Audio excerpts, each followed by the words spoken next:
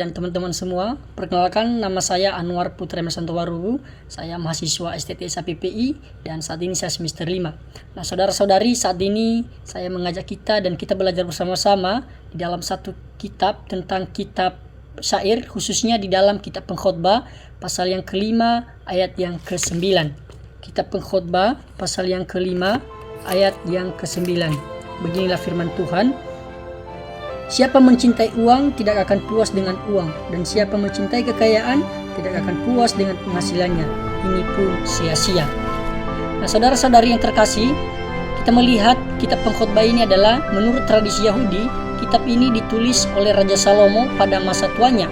Pandangan ini didasarkan pada deskripsi penulisan dalam kitab itu sendiri sebagai anak Daud, Raja di Yerusalem. Itu kita bisa lihat di dalam Pengkhotbah pasal 1 ayatnya yang ke-1.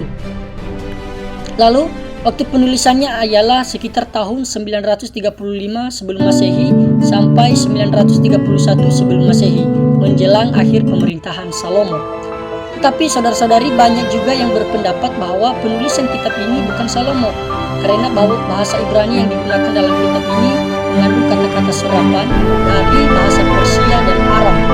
Jadi, itulah yang menunjukkan bahwa kitab ini ditulis jauh setelah masa Salomo, yaitu setelah masa perjuangan. Jadi, dengan pendapat ini, penulisan kitab ini diperkirakan sekitar tahun 450 sebelum Masehi sampai 180 sebelum Masehi. Dan mereka berpendapat bahwa penulisan yaitu Kohelet atau Pengkhotbah yang menggunakan persona Salomo untuk menyampaikan ajarannya tentang makna hidup. Nah, saudara-saudari, dengan ayat yang telah kita baca adalah ini ayat yang menekankan bahwa sifat cinta uang adalah tidak pernah mengenal kata cukup. Kata tidak akan puas atau tidak cukup dalam bahasa aslinya yaitu sabar, berarti tidak pernah kenyang atau tidak pernah penuh. Sama seperti orang yang meminum air laut, semakin diminum semakin haus. Demikian juga dengan orang yang menaruh kasihnya pada uang, semakin banyak diperoleh, semakin ia merasa kurang. Nah, saudara-saudari, kitab Pengkhotbah ditulis untuk umat Israel yang pada waktu itu hidup di bawah sistem kerajaan, di mana banyak orang menjadikan kekayaan, harta, dan kenikmatan duniawi sebagai ukuran kebahagiaan.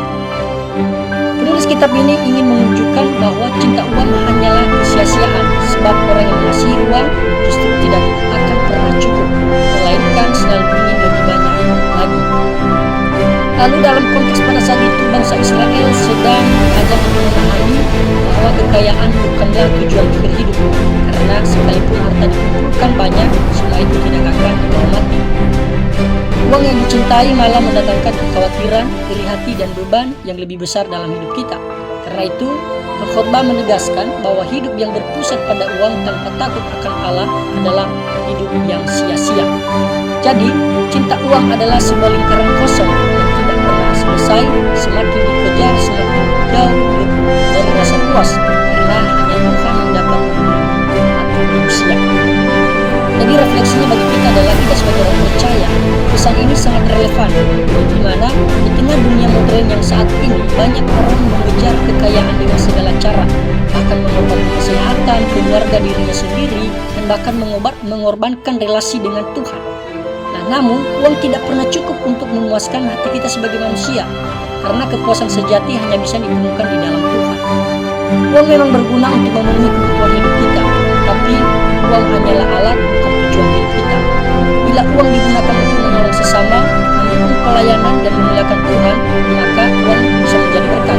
Tetapi sebaliknya, jika uang dijadikan pusat hidup, maka uang itu berubah menjadi berhala.